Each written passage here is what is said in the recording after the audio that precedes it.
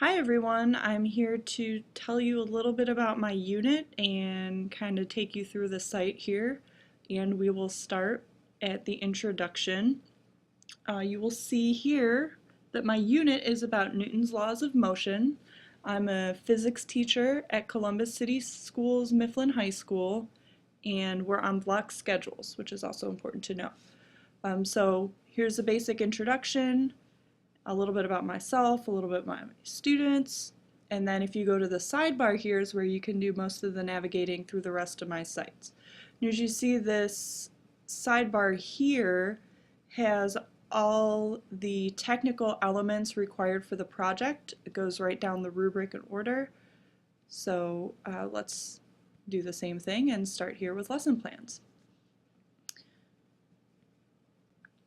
Okay, so here's where my lesson plan overview starts, and then I break things down day by day. And I did this because I use Blackboard as kind of the foundation of this unit for my students, and I unfortunately can't leave a link for you to get in and explore, so I did a lot of screenshots. So it just worked easier if I did a screenshot of the assignment for each day. And this is just a screenshot of the entire unit for all of this force and motions, and then I'll open each of these up for each day that you click through. So for example, if you go to day 1, the students are getting onto Blackboard for the first time, and here's their first assignment. So if you click the image, it gets bigger. As you can see, I use Snaggy, which is a really great image hosting site, and you can see all the information that the students will see when they log on here. Okay, so then from here, for each lesson day, I've added extra navigation at the bottom so that you can just pretty easily flip through each lesson day. As you can see at the bottom here, I do have some uploaded documents relevant to the lesson earlier. I include some links here that are helpful for explaining my units. So that's basically it to get around the lesson plans, and if ever you want to go back to the overview, just use that top navigation there. Then after lesson plans, the next item on the rubric is assessments. So here are my assessments here. I have both informal and formal assessments.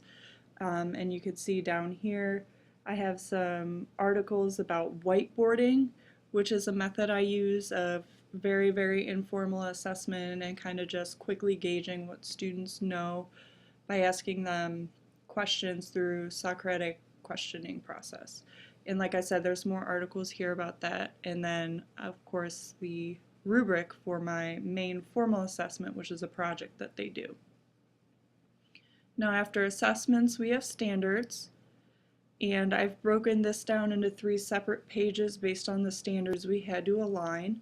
I have a page for the teacher standards, the student standards, and the 21st century skill standards, and you can just click on each of those and it breaks down here for you, and I have the actual standards uploaded as well.